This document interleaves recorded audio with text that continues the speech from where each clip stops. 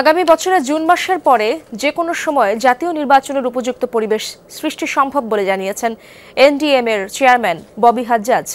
সকালে এনডিএম এর কার্যালয়ে অন্তর্বর্তীকালীন সরকারের 2 মাস পর্যবেক্ষণ মূল্যায়ন এবং প্রস্তাবনা শীর্ষক অনুষ্ঠানে তিনি কথা জানান। বলেন, নির্বাচন নিয়ে অন্তর্বর্তীকালীন সরকার এখনো তাদের অবস্থান স্পষ্ট করতে পারেনি। রাজনৈতিক দলের সাথে যে সংলাপ করেছে সেখানেও নানান হতাশার কথা উঠে এসেছে। দেশের যে খেলাপি ঋণ রয়েছে তা পুনরুদ্ধারে সরকারকে আলাদা টাস্ক ফোর্স গঠন পরামর্শ দেন তিনি। আগামী বছরের জুন মাসের পর যে কোনো সময় জাতীয় নির্বাচনের উপযুক্ত পরিবেশ সৃষ্টি সম্ভব বলে আমরা মনে করি। কিছু রাজনৈতিক দলের সাথে যে সংলাপ করেছে সেখানেও নানা হতাশার কথা উঠে এসেছে।